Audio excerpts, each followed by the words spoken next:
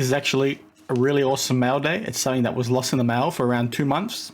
I'm so stoked that it finally arrived.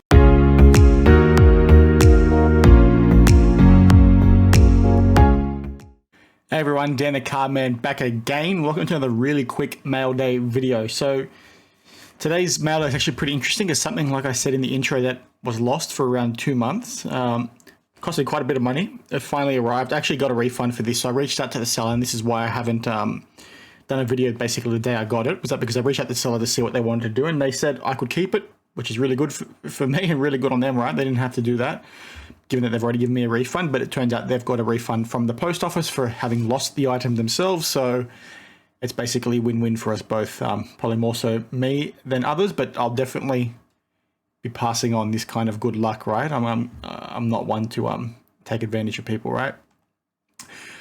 So we can get started. Somebody else, like I said, I guess what I'm trying to get to is somebody else will get the benefit from me when I sell something next. I'll give them a few freebies to make up for this good karma that I've received myself. Now, if you would have watched some of my recent Dragon Ball Z videos, you would have seen me talk about a really rare booster pack that was coming. That's basically what this is. Now, quickly take it up because, like I said, I've already opened it because I had to speak with the seller.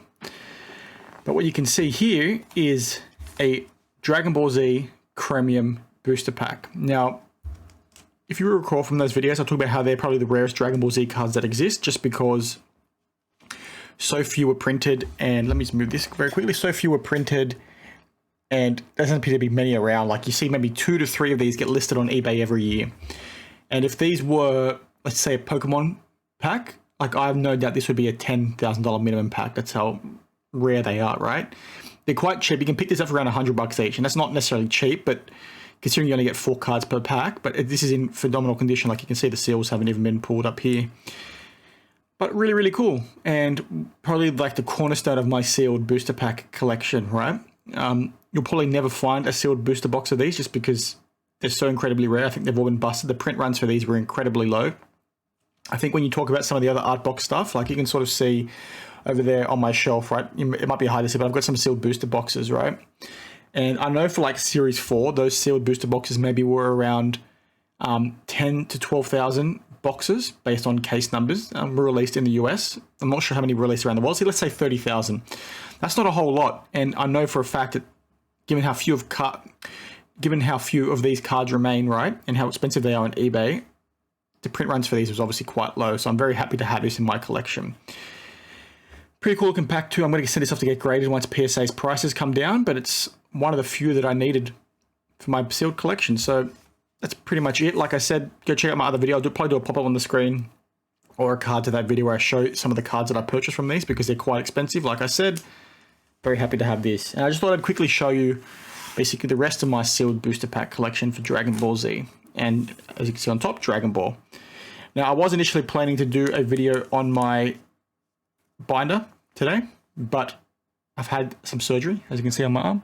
So I'm a bit limited with what I can and can't do. So I just thought this would be a quick, nice little video for you guys.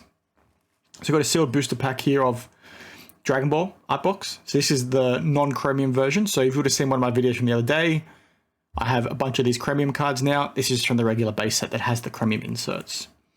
We've then got 2 packs from Series 1, which is pretty interesting. There's actually 3 different versions of these. So both of these are the 9 regular cards, 1 hologram per pack, as you can see there in the bottom right corners. One was made in China, one was made in the US, or one in Japan, I should say.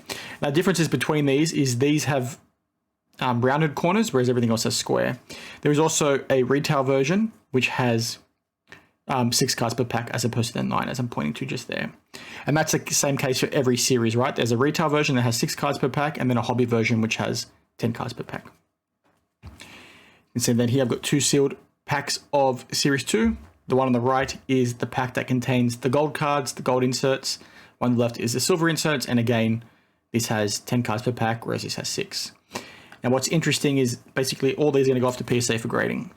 Now, the one caveat to the rule regarding like number of cards per pack is the film cards. So the hobby pack has 5 film cards per pack, whereas the retail only has 2. Now, I've got a sealed booster box of each of these. Very happy to have these. The green is definitely significantly rarer. There's very few of these packs get listed every year on eBay, so you sort of need to take them when you can if you're interested. The only thing I should say, I've got sealed booster boxes for most of these.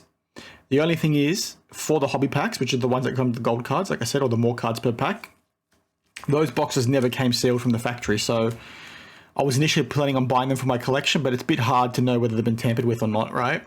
There's a few listed on eBay, but they don't look the good, so I'm probably not going to chase any hobby boxes for Series 1, 2, or 3 because they never came sealed. Then we've got 2 more here for Series 3. Again, silver packs, gold packs, same rule applies. We've got 1 here for Series 4. This is the hobby pack with 9 cards plus 1 hologram card per pack. I am currently chasing a retail pack of this, and then that's basically everything that I have. That's all I need, the last one actually. And we've got the Chromium and Holochrome. This is a bit different, 6 cards per pack in each of these. Chromium were the hobby version, sorry, the retail version. Holochrome was the hobby version, which is the more expensive one, because it had the nice looking inserts. And then finally, I know I've said this in a few of my videos, I'm not going to actively collect Dragon Ball Hero Collection cards. This is from Series 4 Hero Collection, as you can see there. But I got a few of these booster packs. I thought I'd just keep it sealed. But that's pretty much it. Quick little mail day. Like I said, this is a very expensive booster pack. I'm not sure if the market will ever truly appreciate Dragon Ball Z collectible cards. Like the TCG stuff is definitely going up in value. I'm not sure how the collectible card game stuff will go. The collectible cards, not collectible card game. But if it ever does blow up, these packs should reach like ridiculous prices, I guess is what I'm trying to get to, just because of how rare they are. Nobody really appreciates it. It's quite rare for a few reasons, like I said a bit earlier. Incredibly low print runs, not many remaining. Individual cards themselves are very expensive, the sets. The thing that's probably most important, and why it's the market will probably respect it later on, is the fact that it's the only English Dragon Ball Z set that covers the Majin Buu saga.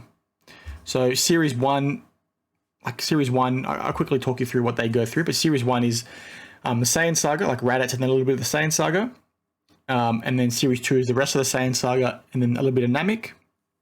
Series 3 is the rest of Namek up until the Garlic Jr. saga. Then Series 4 covers basically the start of the Android saga and a little bit of Cell, and then it stops.